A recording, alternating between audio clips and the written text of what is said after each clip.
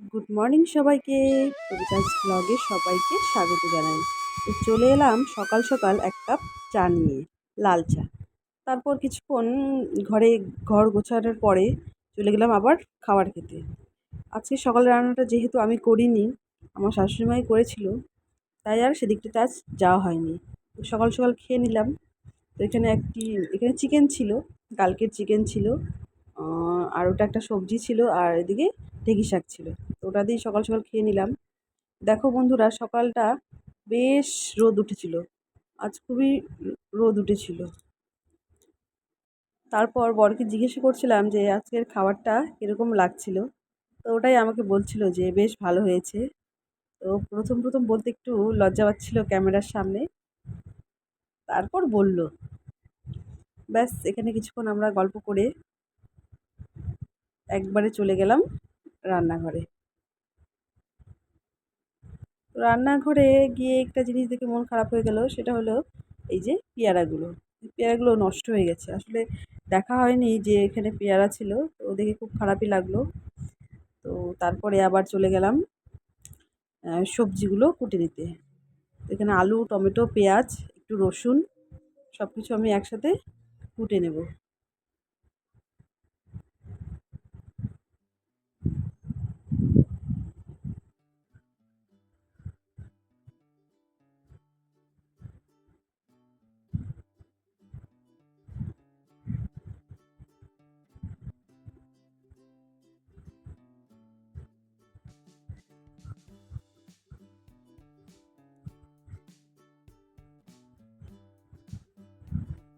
তো কোটা হয়ে গেছে। তো এইদিকে আহ, আজকে এনেছিল বোয়াল মাছ। তো এই বোয়াল মাছটাই আজকে একটু কালিয়া টাইপের করব ভেবেছি। তো এখানে আমি নুন, হলুদ আর একটু তেল দিয়ে দিলাম, কারণ বোয়াল মাছটা যেহেতু একটু ফোটে বেশি, তাই একটু তেল দিয়ে মাখিয়ে রাখলাম। তো আর এইদিকে আমি যা যা সবজি কেটে রেখেছিলাম, আলু, পেঁয়াজ, রসুন, টমেটো, কাঁচা লঙ্কা আর একটু ধনিয়া পাতা। তো ব্যাস, এদিকে কড়াইটাও আমার গরম হয়ে গেছে মোটামুটি।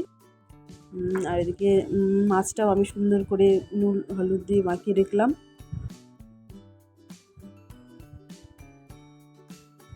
মাছটা মাখা হয়েই গেছে।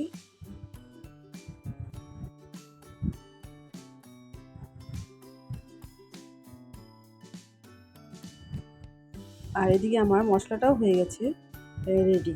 তো এখানে আমি পেঁয়াজ, ধনে গুঁড়ো, জিরে গুঁড়ো, একটু রসুন, আদা, কাঁচা লঙ্কা একসাথে মিক্সিতে পেস্ট করে নিলাম। একটা স্মুদি পেস্ট তৈরি করে নেবে বন্ধুরা। তারপর এই যে কড়াইতে আমার গরম হয়েই গেছে তেল। এবার মাছ ছেড়ে দেবো। এই মাছটা ভাজতে গিয়ে সত্যি খুব ভয়েরই ব্যাপার, প্রচণ্ড ফোটে এই মাছটা। তাই আমি একটু ঢেকে ঢেকেই মাছটা ভেজে নিচ্ছিলাম। আর এদিকে আমার ছেলে তার একটা ফ্রেন্ডের সাথে বসে বসে খেলছিল, পাশের বাড়িরই। তো ওর সাথে কিছুক্ষণ খেলাধুলা করলো।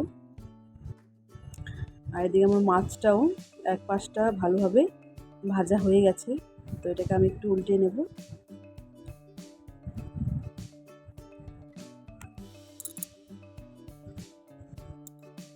তোমরা কে কে বোয়াল মাছ খেতে ভালোবাসো অবশ্যই আমাকে কমেন্টে জানাবে। আর আজকের এই রেসিপিটা বন্ধুরা একবার বাড়িতে বানিয়ে দেখবে, অবশ্যই খেতে দুর্দান্ত লাগবে। তো সব মাছেরই যেহেতু কালিয়া খাওয়া যায়, রুই, কাতল, তো এই মাছটারও কালিয়া খেলে সত্যি বন্ধুরা দারুণ লাগে। তারপর এইদিকে আমি কড়াইয়ে জিরে গুঁড়ো আর তেজপাতা গরম করে ফোড়নে দিয়ে আলুটা একটু ভেজে নেব।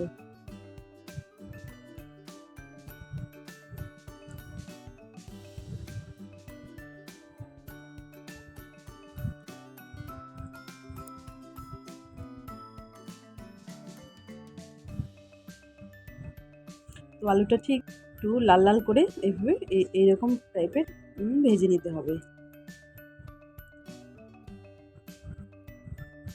তো আলু তো আমার মোটামুটি ভাজা হয়ে গেছে, এবং আলুটা মাছটা একই পাত্রে আমি সাইডে রেখে দিলাম।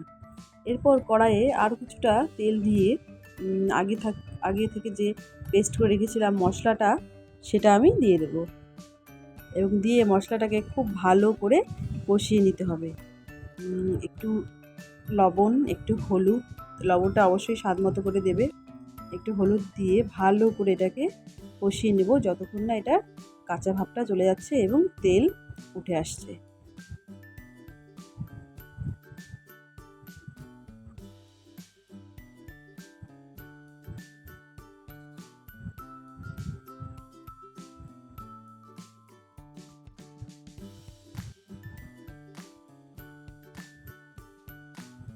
এরপর বন্ধুরা আমি কিছুটা লঙ্কার গুঁড়ো দিলাম একটু কালারের জন্য, আর টমেটোটাও আমি এই সময় দিয়ে দেব। ব্যাস, এরপর ভালো করে আরেকটু কষিয়ে নেব মশলাটা।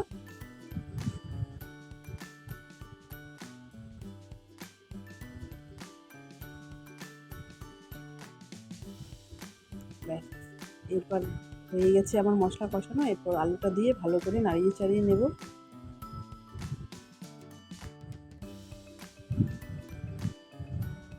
এরপর পরিমাণ মতো জল দিয়ে দেবো। যেহেতু আমি এটা কালিয়া টাইপের করব, তাই আমি এখানে বেশি জল দিচ্ছি না। বন্ধুরা এখানে বাড়িতে যেই মশলা থাকে তা দিয়েই আমি আজকে কালিয়াটা করলাম। তোমরা এর মধ্যে একটু পোস্তও দিতে পারো, একটু কাজু বাদাম বাটাও দিতে পারো। তো আমি আজ এগুলো দিলাম না, আমার ঘরে আজকে ছিল না। তো এটা দিলে আরও বেশি টেস্টি হবে। তবে এরকম করেও রান্নাটা কিন্তু অসম্ভব টেস্ট হয়েছিল। ব্যাস, কিছুক্ষণ ঢাকা না দিয়ে রেখে দিয়েছিলাম। এবার ঢাকাটা খুলে দেখবো যে কীরকম হলো। আমার আলু সেদ্ধ হয়ে গেছে। এরপর আমি এখানে মাছগুলো দিয়ে দেবো।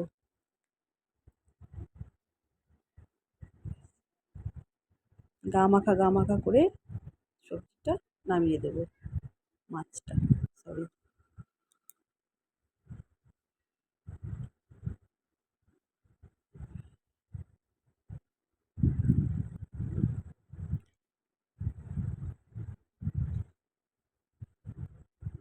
বন্ধুরা কালারটা কিন্তু খুব সুন্দর এসেছে মাছের তরকারিটার।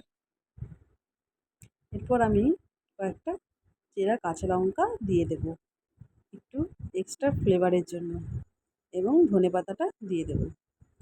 ব্যাস, এইভাবেই তৈরি হয়ে গেল আজকের আমার বোয়াল মাছের কালিয়া। তোমাদের যদি রান্নাটা আমার পছন্দ হয়ে থাকে অবশ্যই লাইক, কমেন্ট এবং সাবস্ক্রাইব করে দেবে। তো রেডি বন্ধু, এরকম ঝাল ঝাল কালিয়া। তো তোমাদের যদি পছন্দ হয় অবশ্যই লাইক করবে এবং আমার পাশে থাকবে। বন্ধুরা আমার এই ভিডিওগুলো কেমন লাগছে তোমাদের অবশ্যই আমাকে কমেন্টে জানাবেন, এবং লাইক, কমেন্ট এবং শেয়ার করতে ভুলবে না। সকলেই ভালো থেকো, সুস্থ থেকো, সাবধানে থেকো এবং আমার এই চ্যানেলটিকে ভালোবেসে পাশে থেকো।